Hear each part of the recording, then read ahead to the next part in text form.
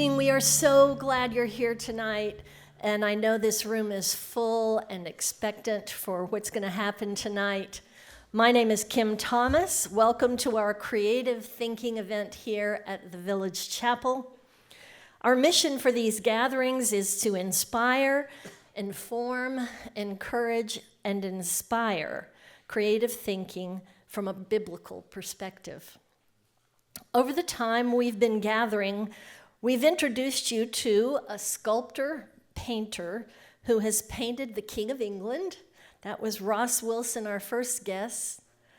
A New York Times best-selling author who has co-written with James Patterson. That was Patrick Ledden. Where are you, Patrick? You're here.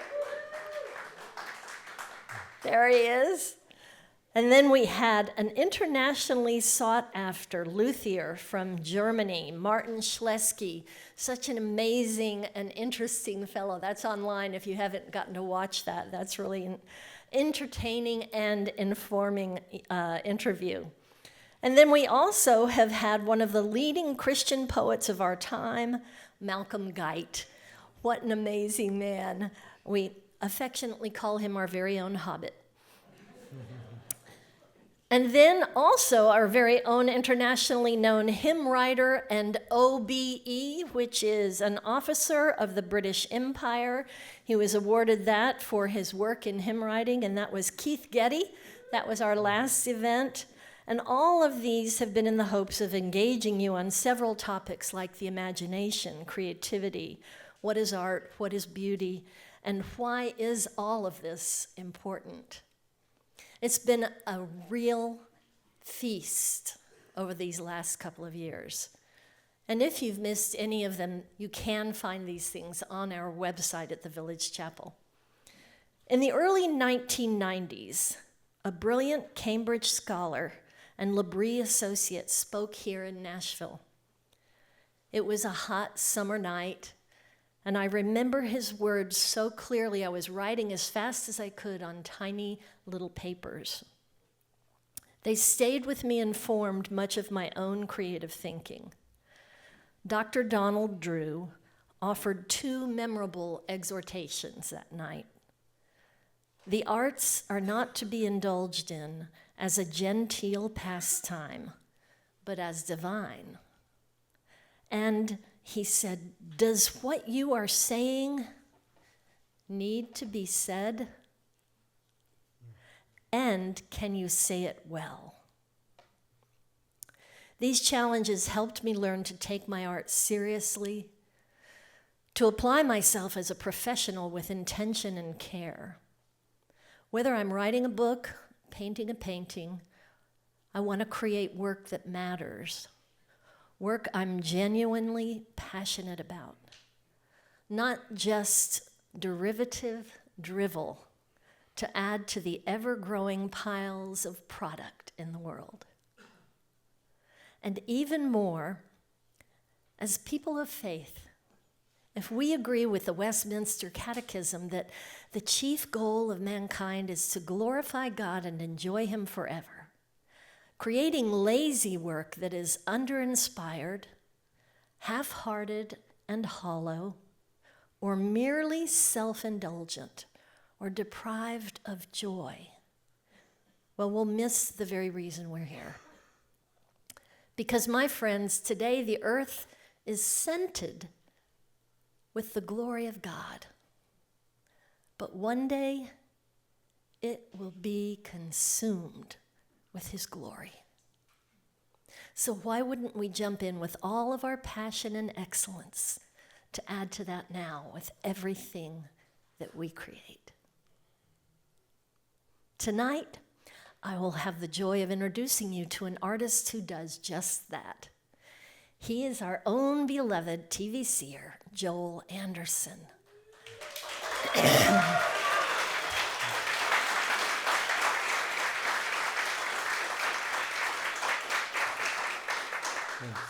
Joel and his wife, Patty, and their daughter, Mimi, started coming to TVC a couple of years ago, but it feels like they've always been with us. Joel Anderson is a celebrated graphic designer and illustrator known for his exceptional work in poster art and design. After studying at Ringling School of Art and Design and gaining recognition with several ADDY Awards and an Emmy Award during his tenure at Carden Cherry, he co-founded Anderson Design Group, Inc., working with clients including Universal Studios, DreamWorks, Hasbro, Golden Books, and Harley-Davidson. Joel's first poster series, Spirit of Nashville Collection, featured over 150 original posters of Music City icons. In 2015, he launched his most successful project, the 63 Illustrated National Parks series, which now includes over 500 original poster designs, books, calendars, and other gift items. Joel has written and illustrated 9 children's books, and he has published 8 books related to his travel poster and national parks artwork. To date, he and his team have published over 3,000 original posters. Despite being diagnosed with Parkinson's disease in 2019, Joel has adapted his creative process, focusing on collaboration and mentorship while finding purpose in glorifying God through his work and encouraging others in their faith journey. Let's welcome him tonight.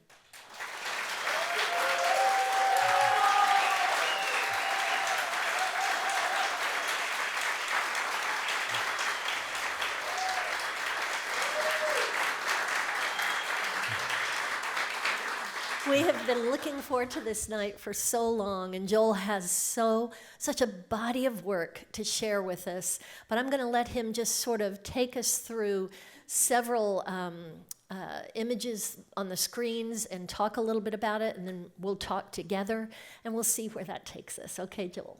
Thank you. Can you all see that up on the screen? Okay. So basically, I remember the Parkinson's diagnosis. Patty and I were in the neurologist's office, and he said, "It looks like you have Parkinson's." And I was like, what does that really entail? It means I'm going to be shaky, I'm going to lose my dexterity, eventually start losing my balance. I've already lost my sense of smell. It's actually a superpower because I can clean up poop and vomit. And so call me if you have some stinky job to do. And basically, our old house had my art studio on the 4th floor, and we designed and built a new house. This is the new studio we moved into about a year ago on the ground floor. And this house is kind of made for us to grow old in and for me to get less mobile in. And I just remember feeling peace at first when we had that diagnosis, because God has taken us through so many things in our life together. And Patty had breast cancer. We've had ups and downs with financial situations, and God was always there to provide for us. And so I knew he was going to continue to do that. But I did have some fears, like I didn't want to be a burden to my wife someday. And she said, well, that's why we said our wedding vows, that for better, for worse, sickness and health and whatever, rich or poor.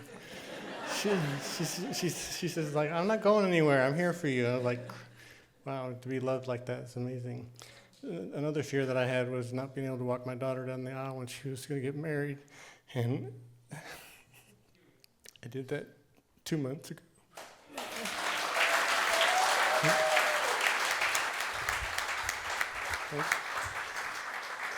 And hand her off to my new son-in-law, Davis, over there. He's a fabulous trumpet player, jazz composer. And then the other fear was, can I keep doing what I love to do, creating and doing artwork? And as Kim said, I've learned how to pivot, and I'm more like a conductor, composer, director than the performing artist nowadays. I actually like art direction, so this is where I do it, the art direction, Anderson Design Group. It's a studio where we all work on computers for the most part. We do have a print shop. And my son Nathan, he does printing, fulfillment, customer service, keeps the people happy. And then when I'm not on the computer, I like to make stuff with found objects. Patty calls them junk. But I basically walk around collecting stuff, and if I see an object that I think could be cool for a piece of art someday, I stick it in a box, and I have boxes of wood, metal, glass, electronics, bottle caps, whatever. And sooner or later, they become a piece of art if I get inspired to do that. This is a fun way to design stuff because I don't usually have a plan when I started out. I just kind of put a couple objects down, and the size of the piece is dictated by what the other pieces that I accessorized it with. And those were CDs, right? Yes, so the fish scales are CDs. This is a bathroom floor mat that just needed to become a Nashville Yeti playing the trumpet. Honored Davis, the trumpet player in our family now. This piece is over there. Sir sips a lot.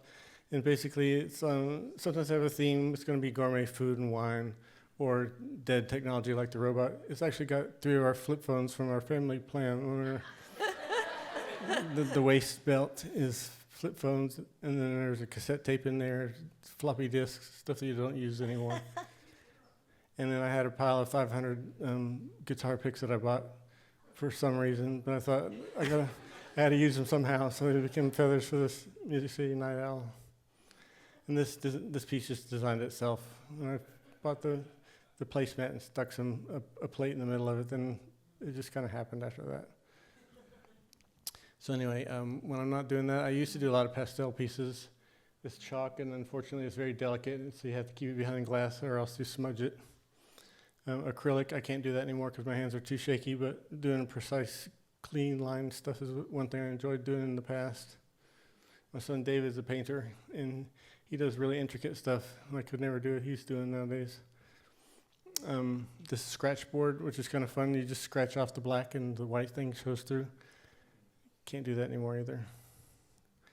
And then I had a question that you're going to ask me in this interview format.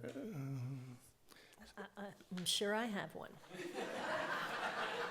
Oh yeah, secular versus sacred. Yeah.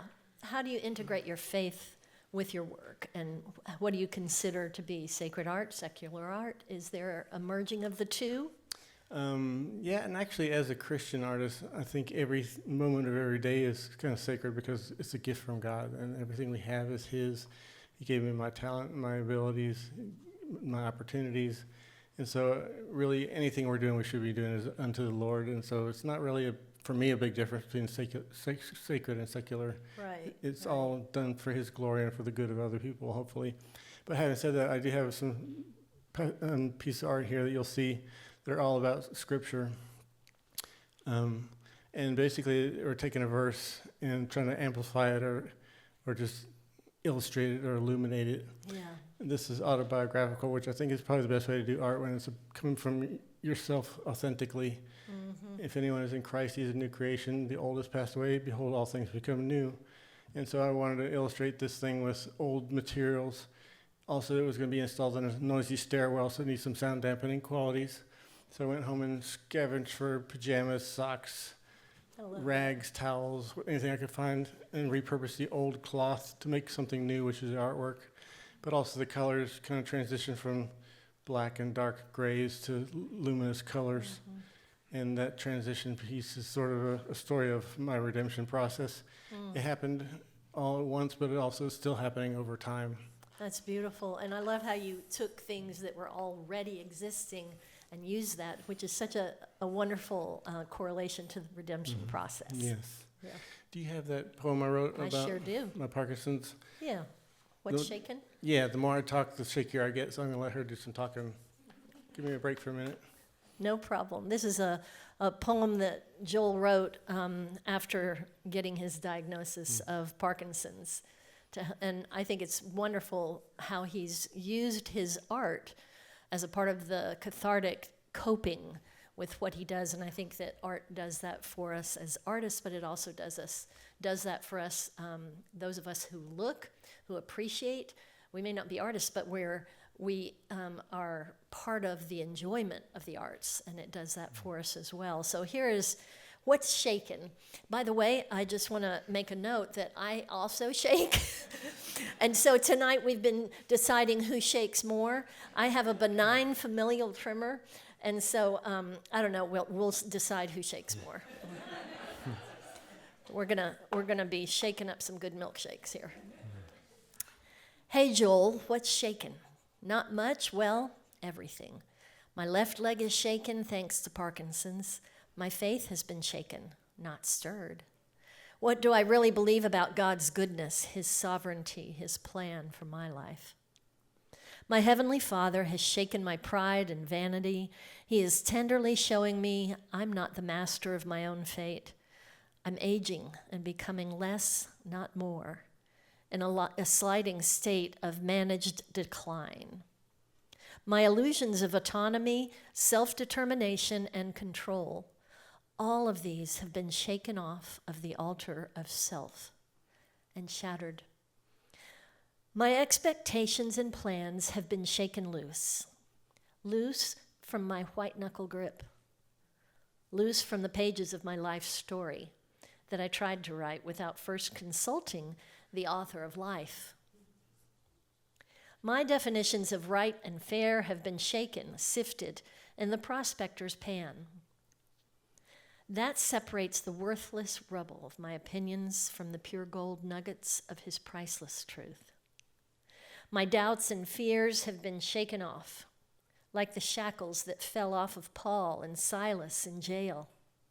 Shaken out of the darkness and into the light of God's love, into the brilliant freedom of my Savior's mysterious grace. Grace that has been lavished on me by dear people in the body of Christ. My sense of loneliness and self-pity have been shaken, like I've been awakened from a restless, fitful sleep, into the sunshine of my wife's tender love and her daily commitment to our wedding vows. I've been shaken awake, out of groggy complacency into a crisp new day where I can say, the steadfast love of the Lord never ceases. His mercies never come to an end. They are new every morning. Great is your faithfulness. The Lord is my portion, says my soul. Therefore, I will hope in him. My soul can say, it's good to shake things up every now and then. The Lord knows exactly what he is doing. He is truly good. Since he created everything in the universe, he has the right to do anything he wants with me, everything that is his. And whatever he does is good and fair and right. Hey, Joel, what's shaken? Everything. Well, everything that is temporal. All of the temporary things in this life are falling apart, just as God designed them to, so they can be made unshakably new again with him in eternity. Amen.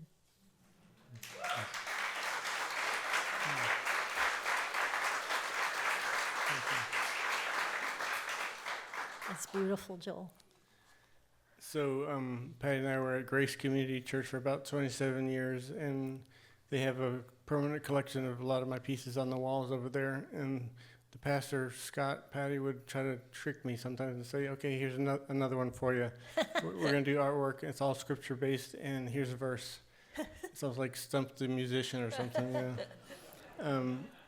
This was a passage from Isaiah 53, talking about Christ hundreds of years before he ever walked on the earth. It says, he was pierced for our transgressions, he was crushed for our iniquities. The punishment that brought us peace was upon him, and by his wounds we are healed. And so the use of color, red blood colors, golden light colors, black to represent our iniquities, the thorny crowns being both image of Christ on the cross, but also a hedge you can't get anywhere unless you go through the middle of it into the light. Yeah, that's so beautiful. And so this piece was is on the walls upstairs in the education building over there. Wow. This other piece, Scott really got me good because he said, hey, Joel, do a piece of art that tells the whole story of the Bible. No problem, right? Can you handle that? Get right on And that. I said, what the beep? And I was like, I started thinking really hard about what's the right kind of symbolism for this creation. Obviously a seed sprouting, germinating, seems like the beginning of something. Grows into a vine that becomes decrepit and broken and jagged. That's the fall. All of sin falls short of the glory of God. And then redemption being the crown of thorns, where God loved us before, while we're still sinners, and provided a way for us to be redeemed. And consummation is when he comes back to make all things right. And so the word love is actually woven into the brokenness. Amazing.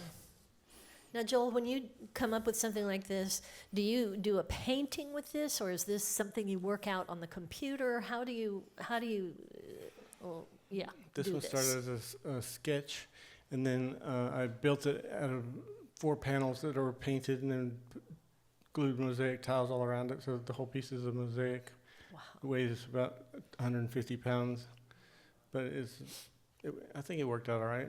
So Scott's not going to notice if we go over there and just do a little chiseling work to get it out. That's why I made the one on the easel over there is a poster version of it, so Nathan can print them out in the print shop and people can hang them in a cheap frame up from Walmart.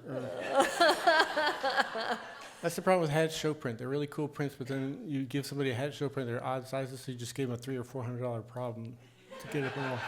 So we make all of our artwork standard frame size. So you go to Hobby Lobby or Michael's. Hobby Lobby, yeah. That's the poster version. That's So- beautiful.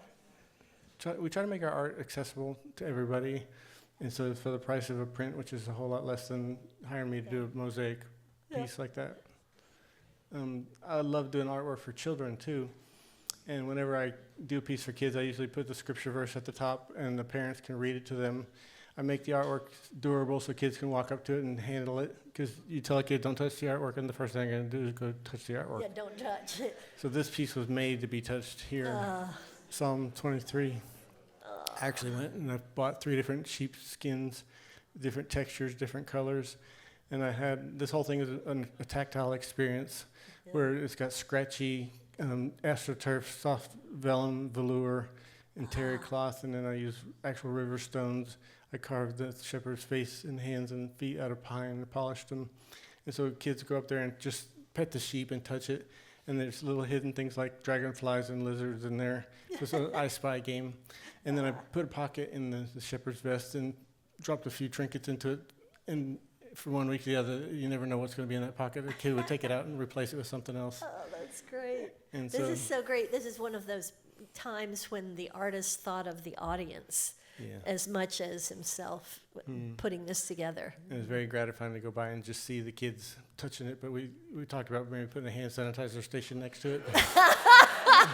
Would probably help the epidemic rage. Good idea. The biggest project I ever did was audacious and ridiculous for me to even propose it, but they had a 20-foot high by 40-foot wide stairwell in the new church building, and they needed a mural, which I'd never done anything like this before. And so I designed it on my computer, and then I found a cabinet maker who could use a computer routing system to engrave the type and cut out each piece of wood. There's over 580 pieces of wood that I hand painted and varnished. And then we got up on scaffolding and put these big pieces of maple on the wall. And each panel had a letter, and each piece had a number. And they had 2 corresponding holes in the back of the piece and in the panel. And they matched up perfectly. And if it was up to me, it would have been a colossal failure. Oh, my gosh. But I partnered up with a really talented craftsman who made it come together. And so it worked out in the end. Oh, man. That's remarkable. That was fun. Haven't done anything. And what is the scripture?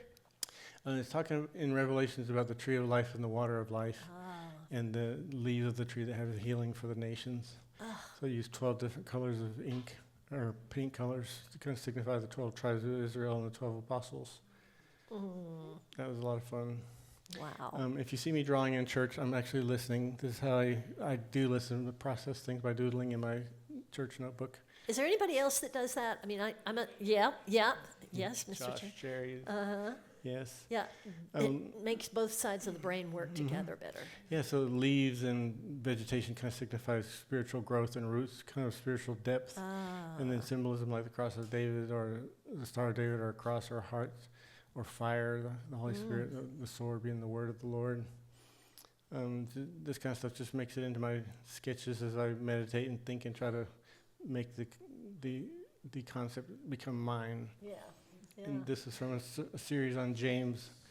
The tongue is a fire.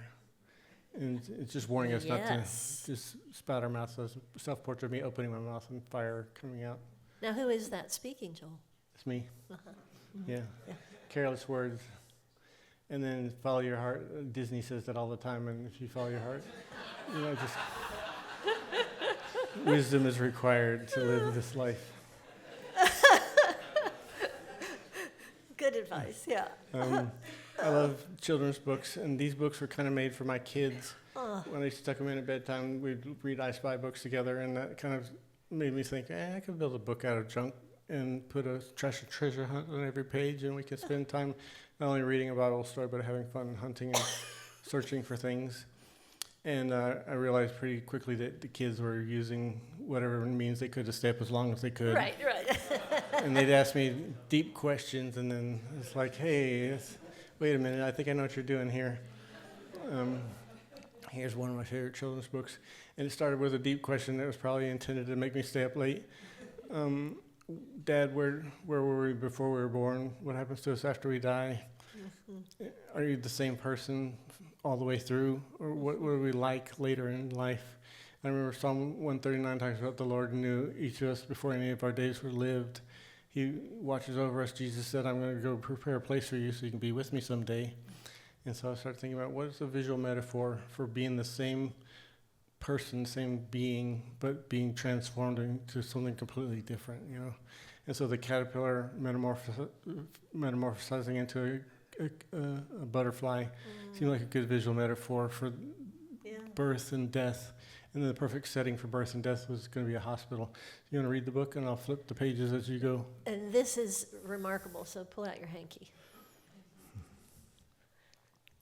Tell Me About Eternity by Joel Anderson, illustrated by Joel Anderson and Carrie Smith. You made my whole being, you formed me in my mother's body, all the days planned for me were written in your book before I was 1 day old. Psalm 139, 13 and 16. It was a very special day for two people. One person was very young, the other was very old. Somehow they both knew this day was to be one of the most important days of their lives. They both knew, they both had loving families around them. They both could feel God's love like a warm hug. They both were very helpless. They both were very bald. The young one wondered, what will it be like out there? Should I be afraid? This is all I've ever known. Could I be happy anywhere else? The old one wondered the same. He lay curled up, eyes closed, and thought about the sound of his mother's voice.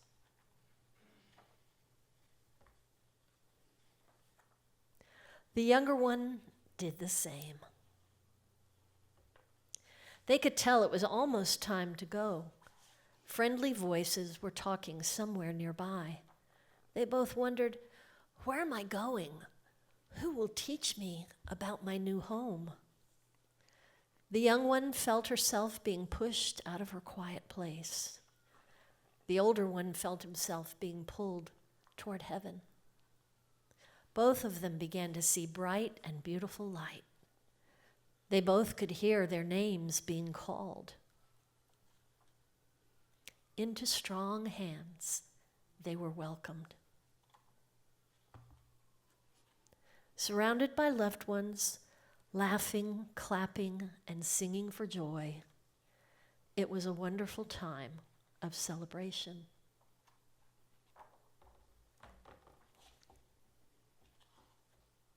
On earth and in heaven.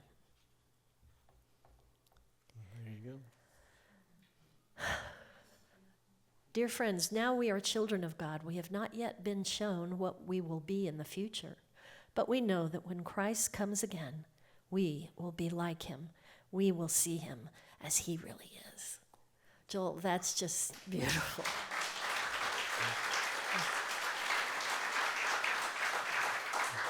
Amazing. Amazing. that book, like all the children's books on the table over there, are out of print. If you want to get a copy and you go to Amazon, you'll probably find it for $55. Sorry. One of these days I might want to do a reprint so I can make them available again, but they probably went out of print about a decade ago. Yeah. So that's the thing about children's books. It's usually a labor of love, and it's a get-rich-slow scheme.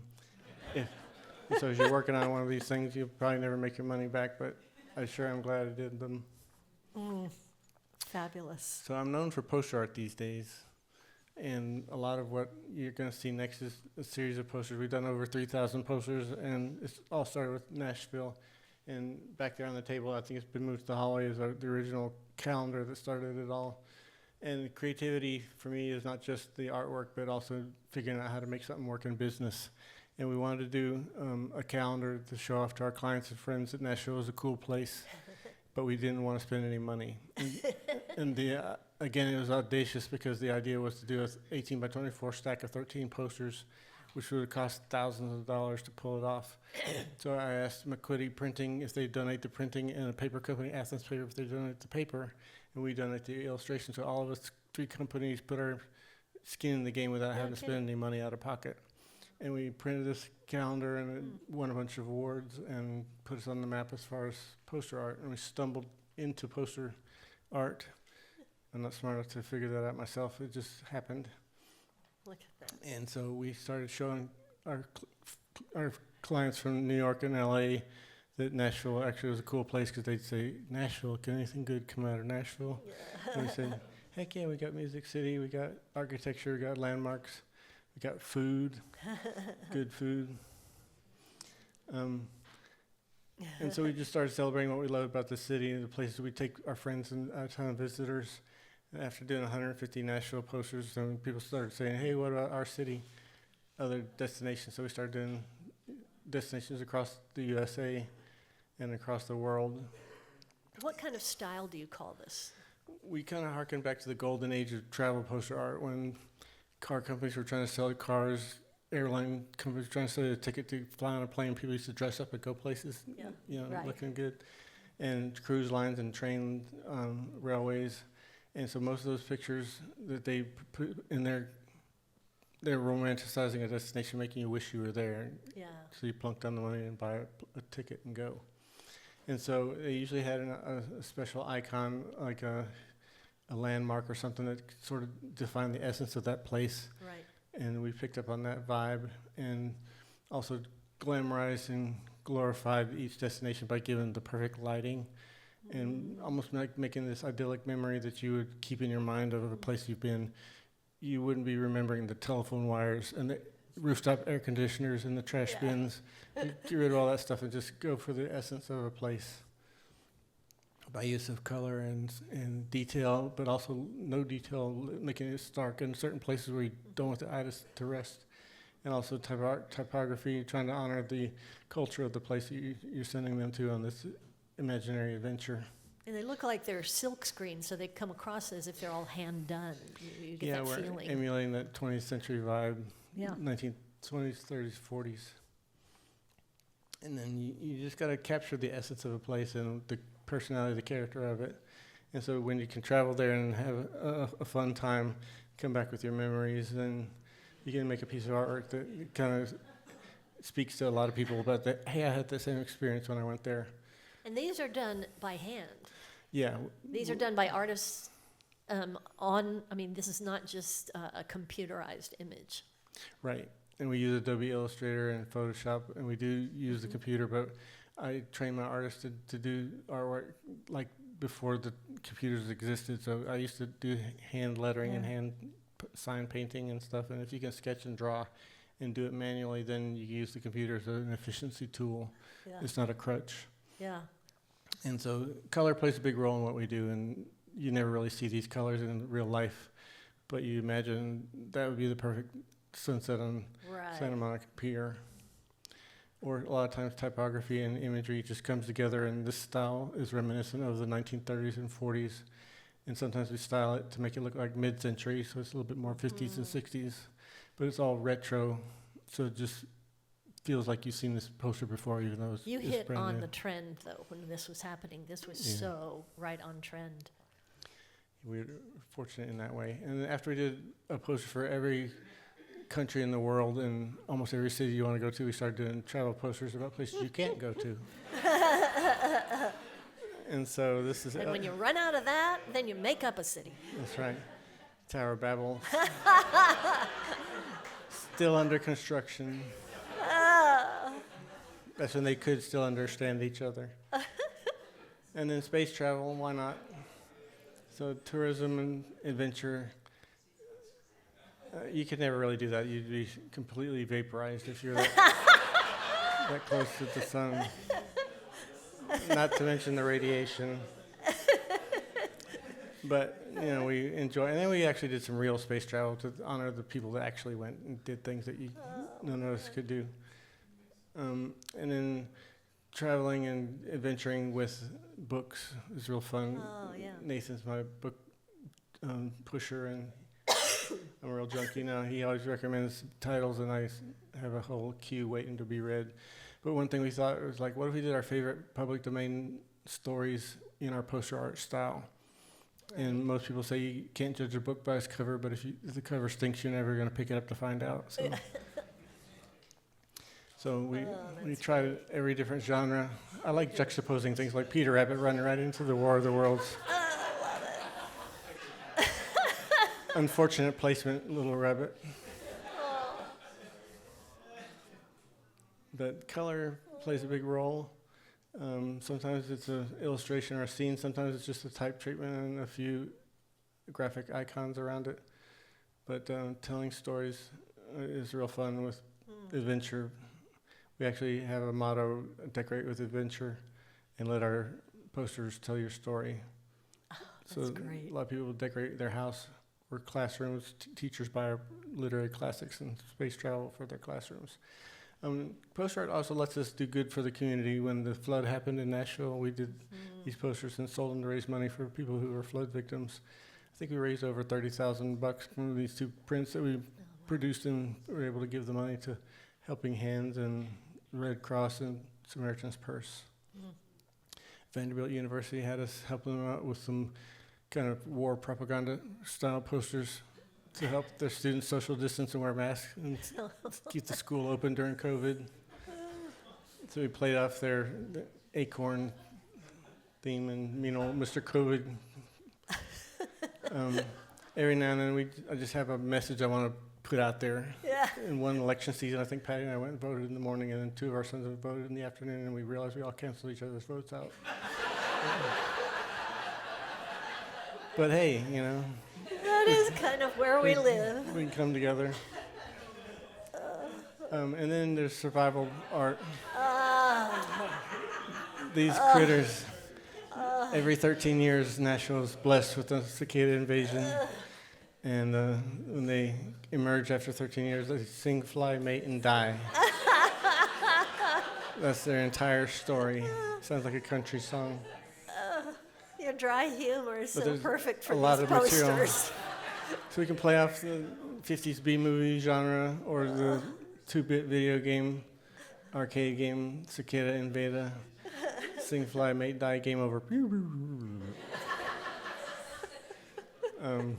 Solar eclipse.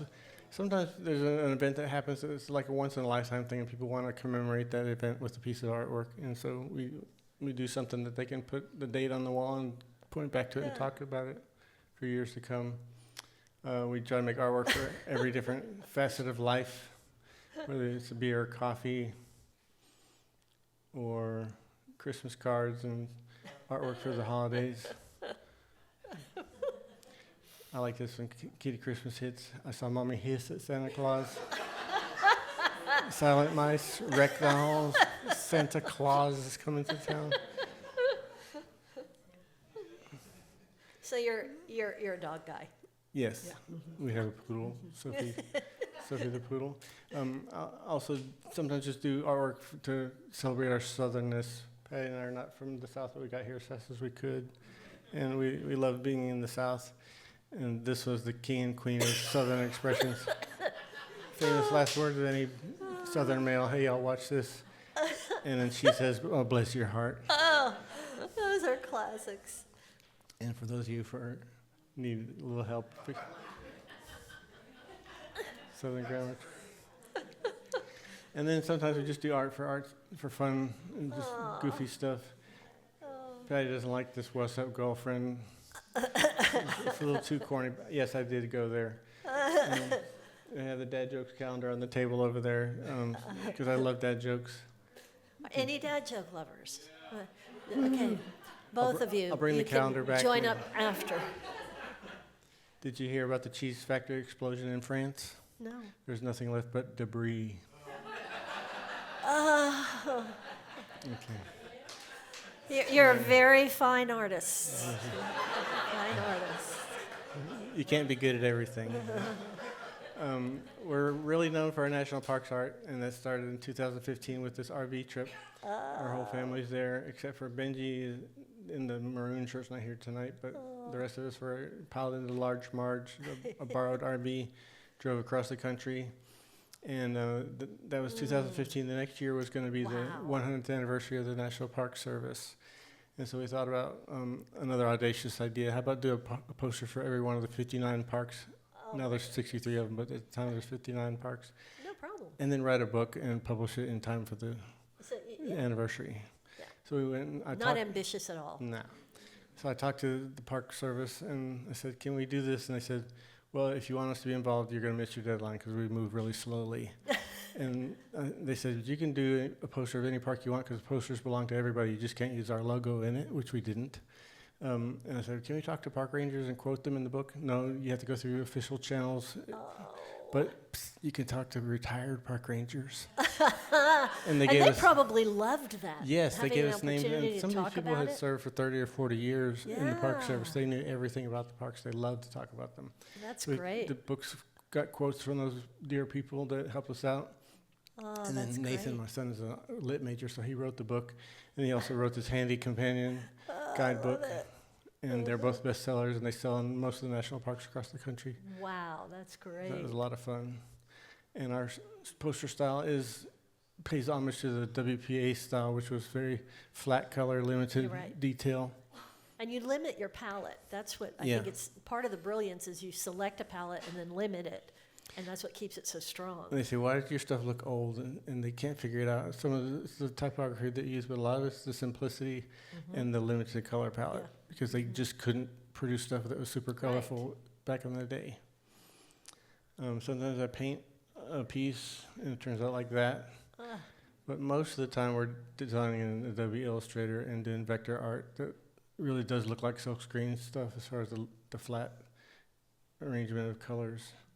It's all about contrast, color, arrangement of type, and then some kind of iconic focal point that makes the eye travel back into the distance of the scene. Sometimes it's oversimplification of color, like the saguaro. There's really just tones of sunset colors. Or sometimes it needs to fade into the distance, so you just do the illusion of distance with lighter colors, less detail as you go backwards into the scene. Amazing. Angel's Landing, Patty wouldn't let me go up there with Nathan because she heard about somebody who their nephew had died fell off Angel's Landing.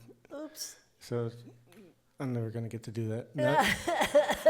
Now I have Parkinson, so I really won't be. Oh, it's beautiful to look at.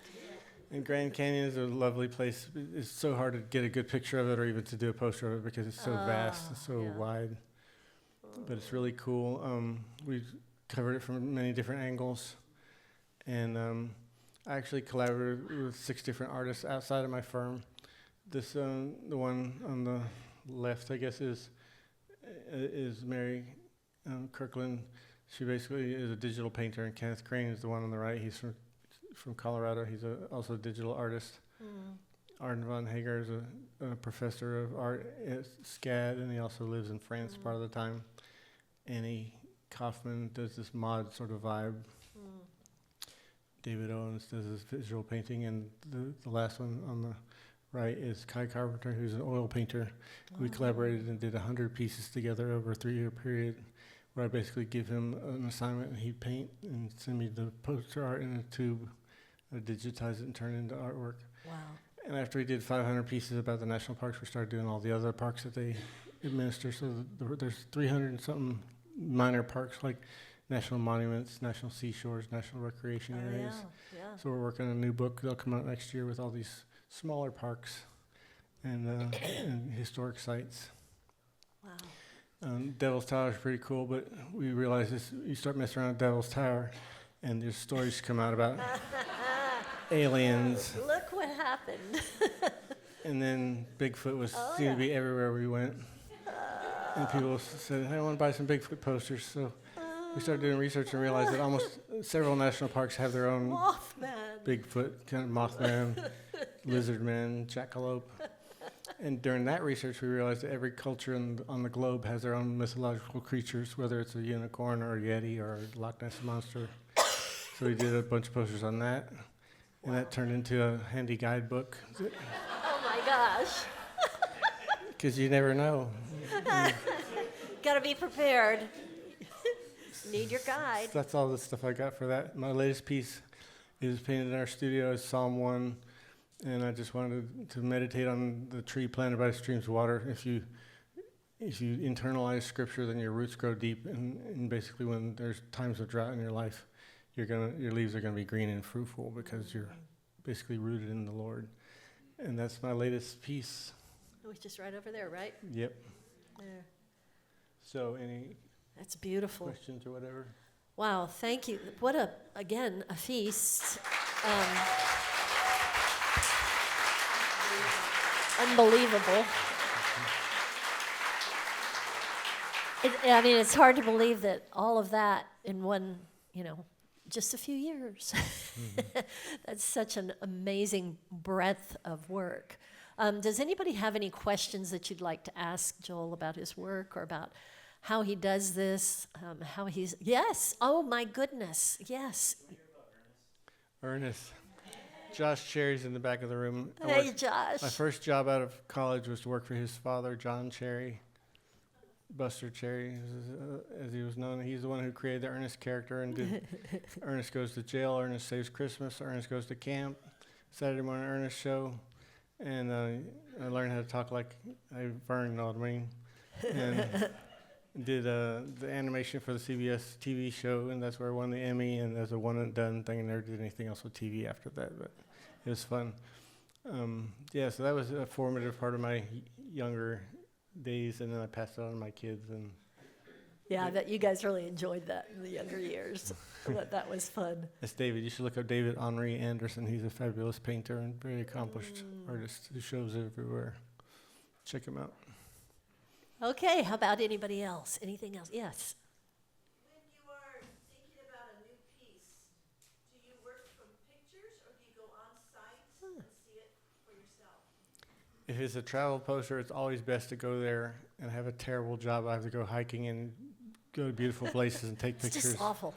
Come back and do an illustration of it. Someone's got to do it. But I have done a lot of posters of places I haven't been able to get to, and then eventually if I ever actually went to that place, I usually end up redoing the poster because there's no substitute for actually being there. And there's something about seeing it with your own eyes and experiencing it where it adds something to the piece that if the artist really knows what they're talking about, there's an authenticity and an experience, autobiographical element to it that really makes it better. And I would say about half of the posters I've illustrated about national parks are going to have to be redone because I haven't been to them all myself. I've been to about 30 of the 63. Some of them I'll probably never get to, like American Samoa or some of the Alaska parks you have to be flown into and dropped off. So, but yeah, I like to go there when I can. Otherwise, we're using stock photography. And some of my collaborating artists are actually travelers who go with their cameras and bring me back really good sketches and reference photos that they've taken in personal descriptions. So that goes a long way if I can't go there myself. That's great. Anybody else? Yes. I love this piece of the car. Is that chalk?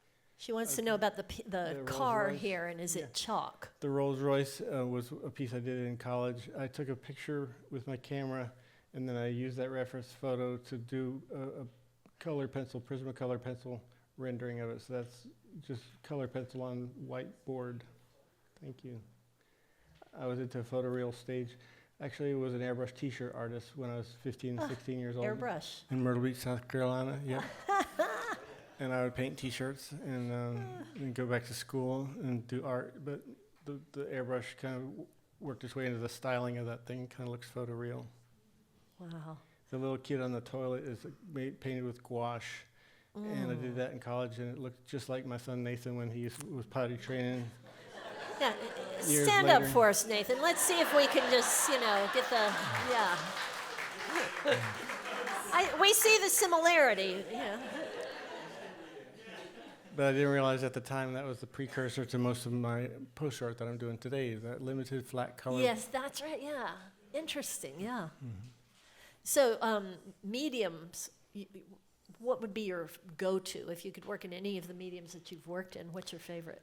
I'm really enjoying the found object or junk art I'm Yeah. doing now because it's very loose and you just never know where a piece like that's going to go as you start working on it. Yeah, yeah. Most of the other stuff I do has to be precise and have a sketch and a plan, but that kind of stuff is more just meandering and creating off the cuff.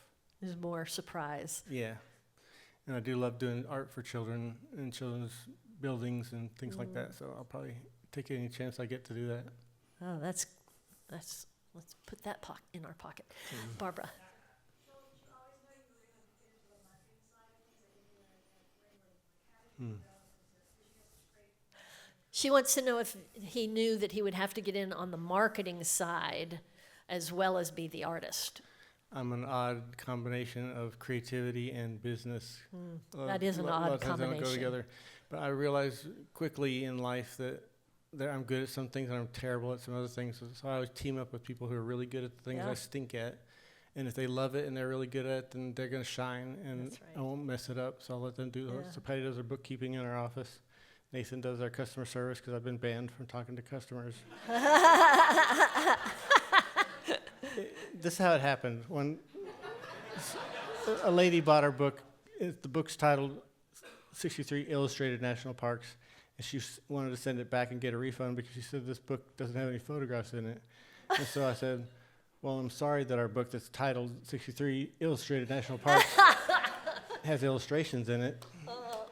And I guess my sarcasm came through the email, and Nathan threw me under the bus and said, sorry, ma'am, he's a temperamental artist. And I'm not allowed to answer customer emails anymore. But back to your question, Barbara. I knew at age 15 that I wanted to buy a Triumph Spitfire and fix it up. And so in order to do that, I had to learn how to airbrush T-shirts and earn my own money. And so I've always been industrious and figuring out ways to make business work, make art turn into gas for the car or milk for the fridge or whatever. And a lot of artists and creative people have to work 3 or 4 jobs to do that, and I actually do that myself. I have retail, I have licensing, I have wholesale, I have work for clients. And so I wear 3 or 4 different hats because Wow. at any given time the economy could take a bend, and this one's in the tank, but the other one's working good.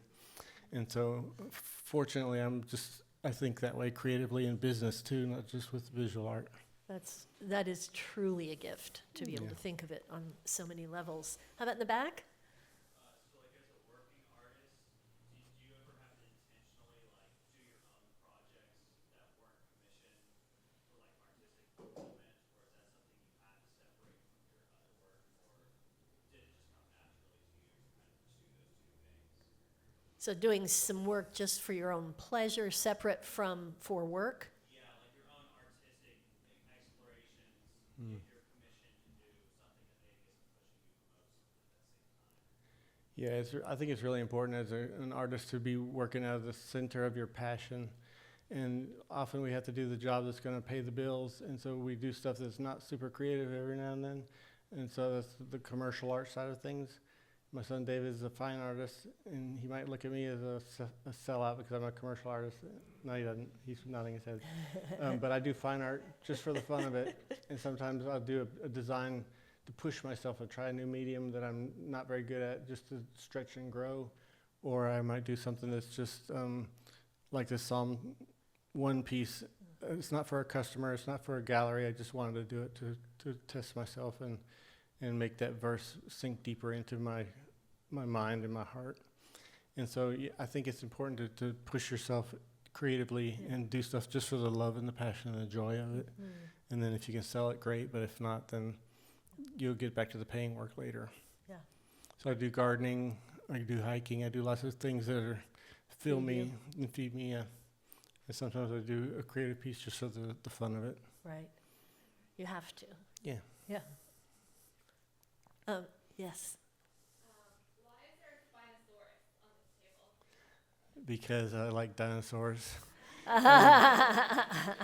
Actually, one of our clients at the time was Universal Studios, and they had done 2 Jurassic Park movies, and the 3rd movie was coming out in about a year. And they gave me the storyboard and the script, and they said, "Hey, you want to come out to LA and look at our lot and talk to our guys, because this 3rd movie is going to be all about the toys." It's a 3-hour commercial is what Jurassic Park 3 was. They did the research and realized after the first 2 movies that boys aged probably 6 to 14 bought the bulk of their products, and they wanted teeth and claws, and plant eaters were just wuss dinosaurs that were made to be eaten by the claw dinosaurs. And so Spinosaurus was the newest dinosaur they came out with to add to the T-Rex and the Velociraptor. And so basically, I think I took David. Didn't I take you when you were in kindergarten, 1st grade, something like that? 7 years old. Yeah, that was fun. And then basically we created what is called the style guide, and that was going to be used by Hasbro Toys and all their other licensees around the world who made Happy Meals and kids' backpacks and school products and things like that. So we just had to create a whole bunch of artwork. And if you look at that book in front of the dinosaur box, it's a style guide that shows off the different types of artwork that we studied. Like there's boys that like pro wrestling and they shop at Walmart and they like NASCAR. So we did color schemes and violent stuff for them. Then there's the nerdy boys who like to go to the Smithsonian and the Paleontology Museum, and so we did a kind of more scientific version for them. And we had the extreme sports, skaters, surfers vibe. And so it had to study demographics and do dinosaur art to appeal to each of those. You're very flexible. Yeah. That's why there's a dinosaur back there. There was somebody, yes. If you were 18 years old today, what advice would you give to someone that wants to follow in the same path you take? That's a great question. The world has changed so much. Did you hear that question? Yeah. He said, if you were 18 years old today, what advice would you give to someone wanting to pursue what you've done? Run. Do anything else? It's hard to make it in creative pursuits these days, but it's not impossible. Obviously, I'm an example of someone who can make a living at it. But I say be passionate and keep doing it. If you draw and paint and sketch and create just for the fun of it, then you probably have what it takes to keep doing it. If you have to be told to go do it, then you're probably not unnatural. But I couldn't stop doodling, drawing, daydreaming, thinking about creative stuff all the time. So that's how I knew this is what I was built to do. And when I design and illustrate, I feel God's pleasure. I get lost in the moment. And so that's how I know I'm supposed to be doing this. So check yourself and find out if you're wired that way. Also, do you like to be alone or do you like to be with people? Because if you're an illustrator, you'll probably spend the vast majority of your life in front of a canvas in your studio by yourself. Right. And if you're a graphic designer, you're probably on a team with other people collaborating. So there's different ways to work with your creativity great depending point. on how you're wired. So try everything. And my college portfolio is out there, and you can see that I did every different medium I could try to push myself and experiment with to find out what I was good at, what I hated, what I loved, what felt natural to me, what felt like I was wearing somebody else's clothes. And I gravitated toward the stuff that I love, and I think you can see a continuity in the style of my work. It's really a consistent thing that sort of harkens back to the 20th century. I'm kind of an old soul, Yeah. where I like what things looked like back then Yeah. more than today. Yeah. Kind of idyllic. Yeah. Yeah. There's a blessing and a curse to being creative. the blessing is you always have something fun to do in your mind, Yeah. and you're never bored. But the curse is often you're not present. And I can remember when I was about 5 years old, I heard the neighborhood kids talking about wanting to play cowboys and Indians. They said, I'm going to be a chief, and I'm going to make myself a headdress and a loincloth and all kinds of cool Indian stuff. And so I got all the paper out and the scissors and the paints. Oh, no. Started It's already going done. Yeah, so it took me, I lost track of time, and my outfit was done. It was dark outside, and they'd all gone home. And They were already done playing. Thanks very much. I missed out on life, so that happens to us creative people. I Figure out how to live in the moment, not miss Yeah, the present, yeah. or you're off in la la land. But you had a blast doing what you did. I did, That's, yeah, yeah. but no one got to see it except my mom. That's great advice, so I hope that was helpful. Yes, Jill. I don't know how. The question I don't understand. I have a statement, maybe a question will come from it. Okay. I am so enamored that this is a family thing. Mm. You've turned your business, That's great. you see what I'm getting at? Yes. Yeah, it's a family business. How did you get your whole family into this? Yeah. Suckers.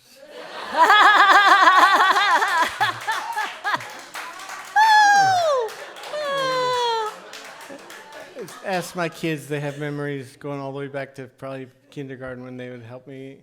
Like we had postcard sets. Some kids get allowances. My kids, if they wanted money, I said go down and make some postcard sets. They paid 25 cents a piece. And they'd have like 40 postcards on the table. You have to go collate them, put them in a bag, and seal the bag, and then I pay you by the stack of postcards that you do, or whatever the job was. And so teaching them how to earn money, delay gratification, work for your living kind of helps each one of them. I think they're all good at handling money today. But the family business thing, Nathan, I guess came to work for us a little bit after college and proved to be so valuable because he'd worked at Target and at Publix and customer service, and he was really good at stuff that I stunk at. And so I said, okay, this guy's going to help us. We have a three-legged stool, Patty's bookkeeping and numbers. I'm creative, Nathan's customer service and production. And we're running the company like that together, and we love being together. Sometimes Patty will cook a pot of chili and bring it in when we're slamming for the holiday rush. And we're just packing and shipping and working together, and I'm very, very blessed to be able to do that with the people I love. Sales start this week.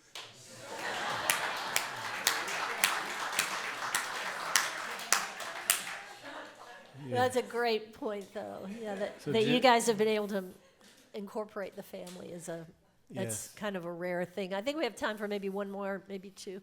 Yes, in the back. How do you deal with creative differences among your team or even between you and a client? Kind of like with regard to that question about making art for yourself versus for somebody else. Yeah. The question was, how do we make the client happy, and then how do we avoid conflict among our team, I guess, as we grapple and collaborate. The client is always right. If you're doing a good job serving your client, you find out how to make them think they're right even when they're wrong. And so if they suggest a bad idea, we call it polishing a turd. And sorry, this is church. But we can make that look as good as possible, or we can just say, you said something the other day that got me thinking, and you make it feel like it was their idea to steer them towards a good one. And then you show them, I always give them what they asked for, and I give them what I know they should have, and they put them side to side, and they can see why their idea was so crappy. But I let them make it feel like they're the ones making the decision. Now, as far as collaborating, my artists, I want them to put their name on what they do and have pride in it. I don't want them to be more robots and just my hands and I don't want them to be trying to guess what I want them to do. I want them to be able to finish my sentences just so we read off the same page. We agree with each other almost all the time.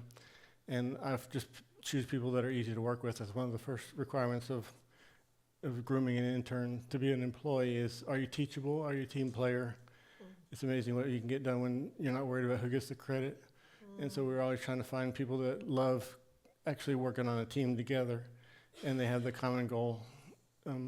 It's not an ego against ego. It's like we're all in this together. So that's how we get stuff done at Anderson Design Group. That's great. Anybody burning with one question? All right.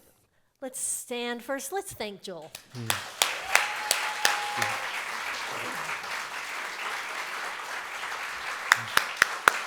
you.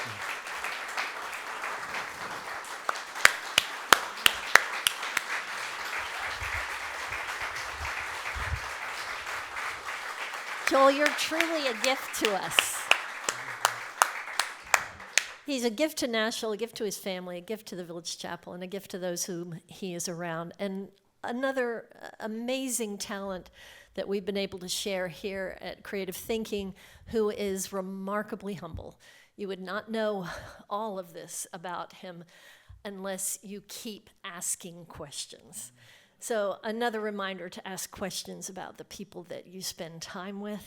And I just want to thank the Lord for this evening. And I also ask the Lord's blessing on you, Joel, that he would lead you and direct you with all the changes that are going on in your life. And tonight, I'm going to just give us our benediction for the creative thinking gatherings. I pray that you would go and make what no one else is making and say what no one else is saying. Go where no one else is going and be who God has made you to be, because he said it is good.